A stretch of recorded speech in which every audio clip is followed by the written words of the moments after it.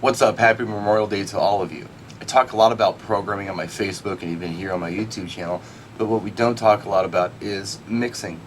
Mixing is part of programming. Programming is knowing what to play, when to play it, how to play it, and why to play it. Today we're going to talk about how and why. So that goes to the mixing bit. I'm going to show you a couple of different transitions, if you will. Some are beat mix, some are not. And I'm going to tell you why sometimes you want to beat mix and sometimes you don't. Because some people want to beat mix all night long, and that can get real repetitive if you're not careful. Mixing, and beat mixing especially, is all about continuity. Continuity with beat mixing and breaking continuity when you don't beat mix. And sometimes that's not always a bad thing. We're going to give you good and bad examples of that as well.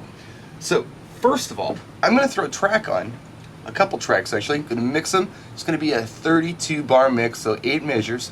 Pretty typical of what I do when I mix. Let's pretend that the first track we're going to play here is the track that was real big last fall, and the second track we're going to play is maybe the track that just came out last month. This one everyone's asking for.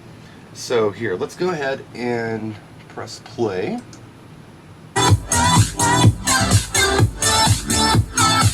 Okay, we're going to mix into our next track. We're in the mix. We have a nice outro and a nice intro to work with, so we can go a full 32 bars.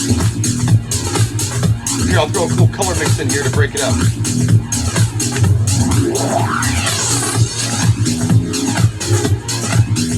Alright, so that sounded pretty good. We had a nice outro and a nice intro. Now, this works well when you have real strong intros. Party Rock Anthem by LMFAO comes to mind. Now, why is that a strong intro?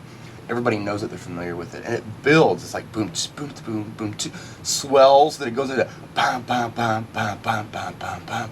Thing is that it builds anticipation for the next song. That's cool. Now, what if these two tracks do not have important intros and outros? Do you really need to beat mix them? Not always. Here, check this out. I'm going to cut out the outro of the first track and the intro of the second track and just do a slam mix. I'm just going to take the fader at the right time and slam it from A to B. Here, check it out.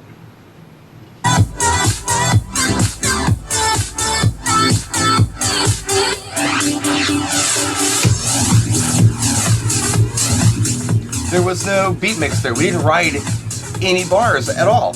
That was just slamming from one track to the next. Now, in all fairness, both of these tracks are at, 126 BPM in the key of E, so they sounded beautiful. So they worked well together. But still, you can do this totally. You do not always have to beat mix. We cut out all the extras. We gave them all candy. It was the last chorus to the real intro instrumental of the second song. Also notice we did not break continuity there at all. Something different happened, enough for people to be alert, ooh, this is different. But if you program properly, it was a positive change and it got people excited. So let's look at two different songs now, maybe something more reggaeton, something more hip hop. This could be any kind of weird transition you're doing from like maybe 50s to 80s or dance to hip hop, and things just aren't going to beat mix well. You could technically beat mix these two songs. You could probably beat mix most anything as long as there's a constant drum beat. Sometimes there's not. A lot of times in 50 songs or slower songs or rock songs, you're not using a drum machine, so the beat isn't dead on, so it's not going to perfectly mix for you unless you really ride that pitch. These songs, though, you could technically, but it wouldn't sound right. The keys are wrong. It just wouldn't work. So I'm going to give you a bad example of this type of mixing. Check it out. We're going to break continuity in a negative way. Right here. We have dead air. People are walking off the dance floor as this song starts right here. Definitely not the effect that most of us are looking for. Now, there's a way to do it, and it's more of the slam mix stuff we talked about, where it actually works. It breaks continuity, but just enough for people to be like, ooh, something's different. I like this. You might lose some people on the dance floor, but you'll probably bring some more out if you're playing the right tunes. I would consider this the proper way to handle this situation. Check it out.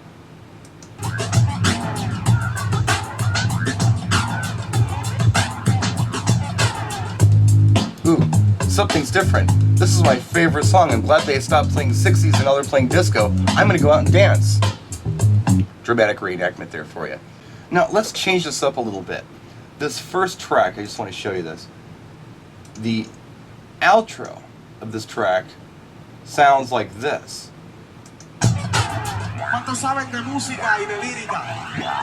Okay, we broke right before the, I guess, spoken word bit came on. So, what if we went ahead and rode that open fader into the next track? What would that sound like? You can do this with spoken word. What comes to mind are things like Michael Jackson's Thriller at the end Vincent Price starts laughing. It's almost cool to let that lay over whatever the next track you're going to play is. So here, let's just give it a quick listen and see what that sounds like. That wasn't bad. You can totally get away with that sometimes. So, breaking continuity isn't always a bad thing if you do it in a positive way. Dead air is always a bad thing. The only time you want dead air is if you're trying to clear the dance floor, and sometimes you want to clear the dance floor. Dead air, bringing the lights up, definitely a good way to make everyone go away. So here's a quick little video for you today. I hope you enjoyed it. I hope it helps somebody. Pretty basic for a lot of you, but some of you, maybe it's a nice refresher, or you're hearing this kind of stuff for the first time. Let us know what you think in the comment section. Practice and enjoy.